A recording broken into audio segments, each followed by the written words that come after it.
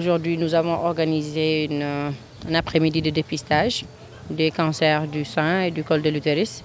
Nous avons démarré en collaboration avec nos jeunes sœurs de l'Association des élèves et étudiants musulmans du Sénégal, l'AMS. On a pu dépister une cinquantaine de femmes.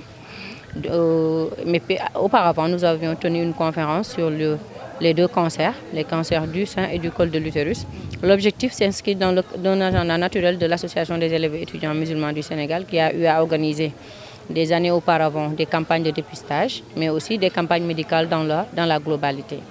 L'objectif, c'est d'informer les femmes. Donc, plus qu'en Afrique, les gens ils ne se lèvent qu'à la dernière minute. La prévention, la prévention, la prévention, c'est ce qui peut sauver des deux cancers. Ça, c'est une chance énorme, d'autant plus que la maladie, elle est latente. Une personne peut l'avoir, ça fait évoluer de 10 à 15 ans sans le savoir. Mais non, c'est seulement le dépistage qui peut permettre d'avoir des lésions précancéreuses. Maintenant, si on a des lésions précancéreuses et qu'on prend le devant, naturellement, on ne va pas évoluer vers le cancer.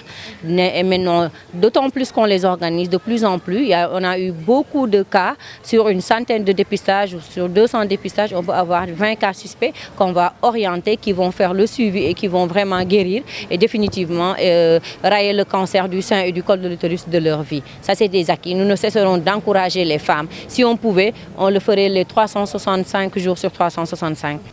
Le message que je leur lance, c'est d'être psychologiquement fort. D'autant plus que si la maladie est détectée, on est à moitié guéri.